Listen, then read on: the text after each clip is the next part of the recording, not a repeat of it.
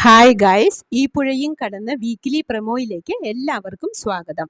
അങ്ങനെ വിനീതും സ്ഥലകാല ബോധമില്ലാതെ ഓരോന്ന് പറയുന്നത് കേട്ട് കാവേരിക്ക് മനസ്സിലായി വിനീത് കുടിച്ചിട്ടുണ്ട് എന്ന്.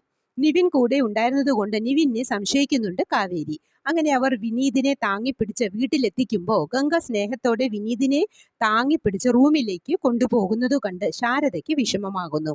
അങ്ങനെ ഗംഗ പറയുന്നത്, അച്ഛൻ ഇതുവരെ കുടിച്ചു വന്നിട്ടില്ലല്ലോ, അതാ അമ്മയ്ക്ക് ഇങ്ങനെ വിഷമമാകുന്നത്. സാരമില്ല, വിനീത് ഏട്ടനെ ഞാൻ നോക്കിക്കോളാം എന്ന് പറഞ്ഞ് ഗംഗ അകത്തേക്ക് കൊണ്ടുപോകുന്നു. താൻ ഒട്ടും പ്രതീക്ഷിക്കാതെ ഇങ്ങനെ ഗംഗയോട് ഇവരോടുമൊക്കെ പെരുമാറേണ്ടി വന്നല്ലോ എന്നോർത്ത് വിഷമിച്ചിരിക്കുമ്പോൾ സലീമിക്ക ഒരു സൂത്രം പറഞ്ഞു കൊടുക്കുന്നുണ്ട് വിനീതിന്. അത് പ്രകാരം വിനീത് പൂക്കടയിൽ പോയി മുല്ലപ്പൂവും അലുവയും ഒക്കെ വാങ്ങിക്കൊണ്ടുവരുന്നു. പക്ഷെ അത് ഗംഗയ്ക്ക് കൊടുക്കാൻ പറ്റുന്നില്ല. മുല്ലപ്പൂ മാല പിറ്റേന്ന് ശാരദയുടെ എറിയുമ്പോൾ ശാരദയുടെ ദേഹത്താണ് പോയി വീഴുന്നത്. അവർക്ക് മനസ്സിലായി അത് ഗംഗയ്ക്ക് കൊടുക്കാൻ വാങ്ങിയതാണ് എന്ന്. പിന്നീട് സ്വപ്നം കണ്ട് ഉണരാൻ പോകുന്ന വിനീത് ഗംഗയോട് ഒരു ഉമ്മതാ എന്ന് പറഞ്ഞ് കവിൾ കാണിക്കുമ്പോൾ അച്ചമ്മയാണ് ഉമ്മ കൊടുക്കുന്നത്. വിനീത് ഞെട്ടി എഴുന്നേറ്റ് ചമ്മി പോകുന്നു. ഇതൊക്കെ കണ്ട് ഗംഗ ചിരിക്കുന്നു. പതുക്കെ പതുക്കെ ഗംഗയ്ക്ക് വിനീതിനോട് ഇഷ്ടം തോന്നി തുടങ്ങുന്നുണ്ട്.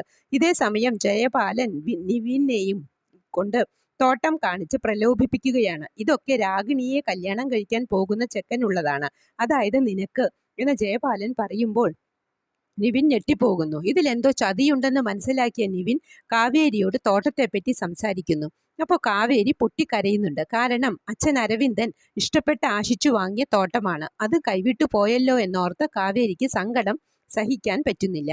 ഇനി ഈ തോട്ടവുമായി ബന്ധപ്പെട്ടാണ് നമ്മുടെ നരേന്റെ എൻട്രി. നരേനും കാവേരിയുമായി സംസാരിക്കുന്നതും പ്രമോയിൽ കാണിക്കുന്നുണ്ട്. ഇതൊക്കെയാണ് പ്രമോ ആയി കാണിക്കുന്നതും അടുത്ത ആഴ്ചയിലേക്ക് വരാൻ പോകുന്ന എപ്പിസോഡുകളുടെ ഭാഗവും.